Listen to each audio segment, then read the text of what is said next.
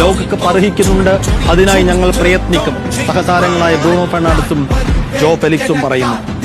William ഗല്ലാസ് അടക്കമുള്ള ചില മുൻ താരങ്ങൾക്ക് ക്രിസ്ത്യാനോയുടെ ആഗ്രഹങ്ങളിൽ ഇപ്പോഴും ആത്മവിശ്വാസക്കുറവുണ്ട്. 41-ാം വയസ്സിൽ ഇദ്ദേഹം എന്ത് കാണിക്കാനാണെന്നാണ് ഗല്ലാസ് ചോദിക്കുന്നത്. അവിശ്വസനീയവും കാഠിന്യമേറിയതുമാണ് ക്രിസ്ത്യാനോയുടെ കിനാവെന്ന് ഗല്ലാസ് പറയുന്നു. പക്ഷെ ഗല്ലാസ് മനസ്സിലാക്കേണ്ട ഒരു യാഥാർത്ഥ്യമുണ്ട്. ഫുട്ബോൾ മൈതാനത്ത് റോണോ സ്വന്തമാക്കിയതെല്ലാം അവിശ്വസനീയവും.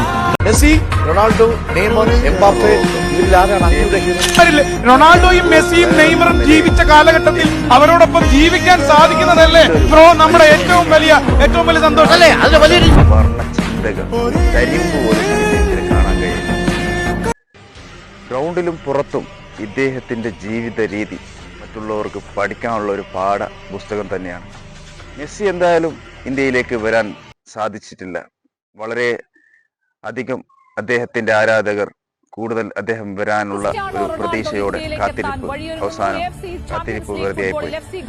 പക്ഷേ ക്രിസ്ത്യാനോ റൊണാൾഡോ ഇന്ത്യയിലേക്ക് വരണം എന്ന് ആഗ്രഹിക്കുന്ന ഒരുപാട് പേര് ഇപ്പോഴും കാത്തിരിക്കുന്ന ഒരുപാട് പേരുണ്ട്. നിങ്ങൾ എത്ര പേര് ക്രിസ്ത്യാനോ റൊണാൾഡോ ഇന്ത്യയിലേക്ക് വരാൻ ആഗ്രഹിക്കുന്ന എത്ര പേരുണ്ട്? താഴെ കമന്റ് ബോക്സിൽ വന്ന് കമന്റ് ചെയ്യും.